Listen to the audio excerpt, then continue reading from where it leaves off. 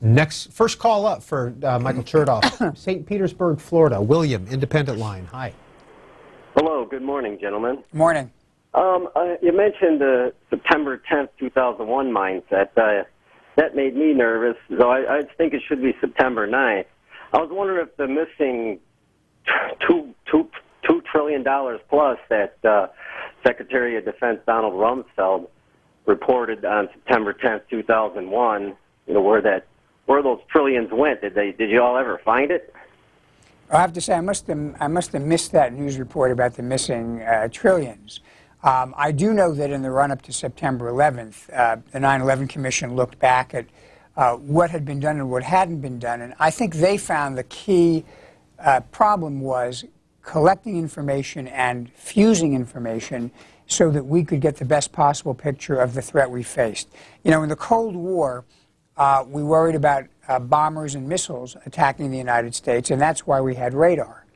In the war involving terrorists, we don't have radar that's going to detect bombs and missiles that are going to prevent attacks. What we have is intelligence, and the ability to gather and analyze and integrate all that intelligence is the principal way in which we protect ourselves.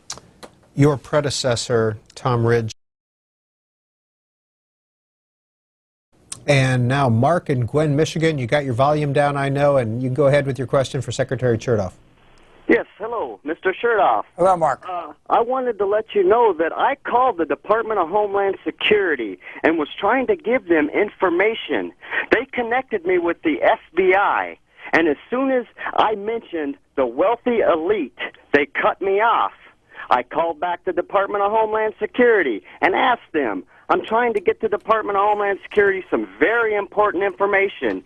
They connected me back to the FBI. Mark, what is that important information? What is that important information?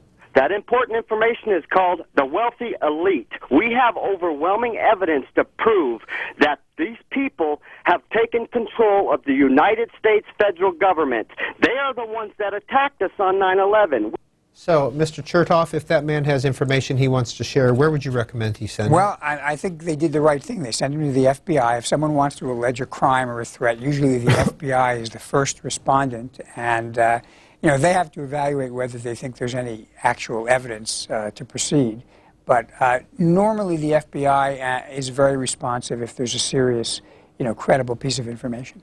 What's your general viewpoint about people who think the federal government was involved in 9/11? I think that that's in the same category as Holocaust denial and those people who still aren't convinced that President Obama was born in Hawaii. It's kind of a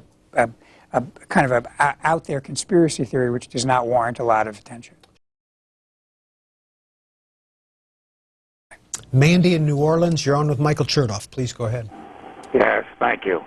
Would you please allow me a follow-up, because I know predictably what this man will answer to my questions.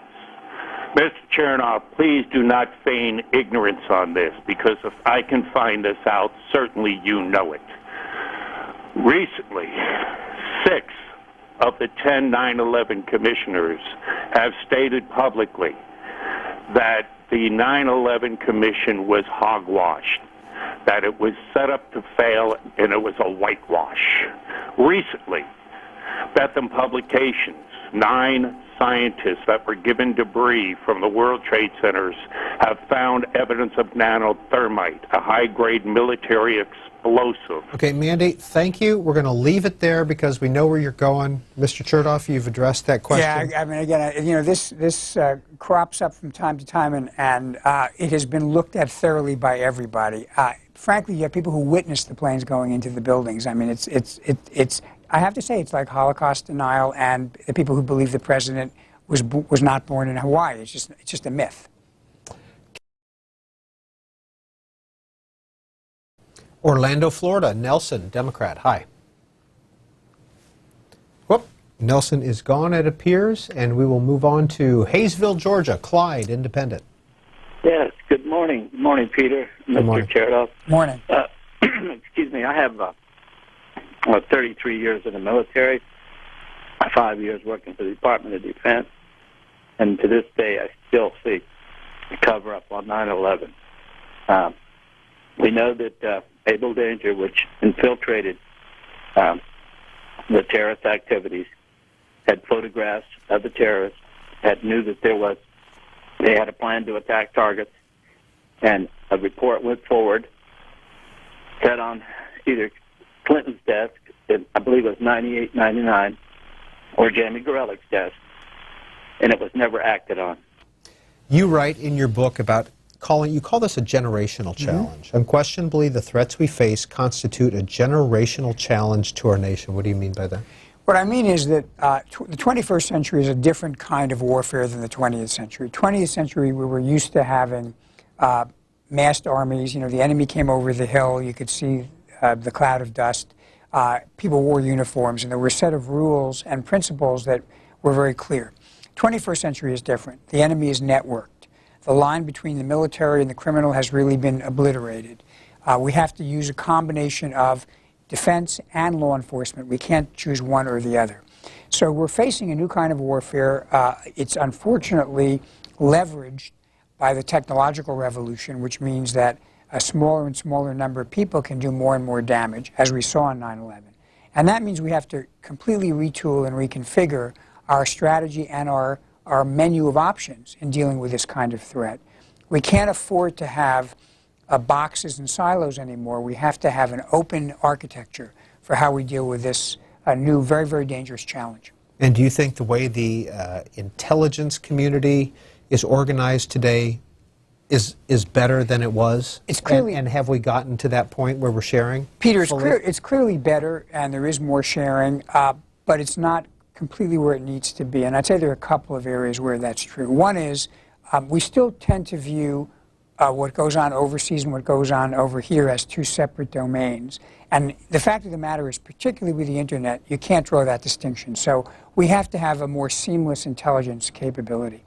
The second thing is our legal principles have not kept up with the new challenges.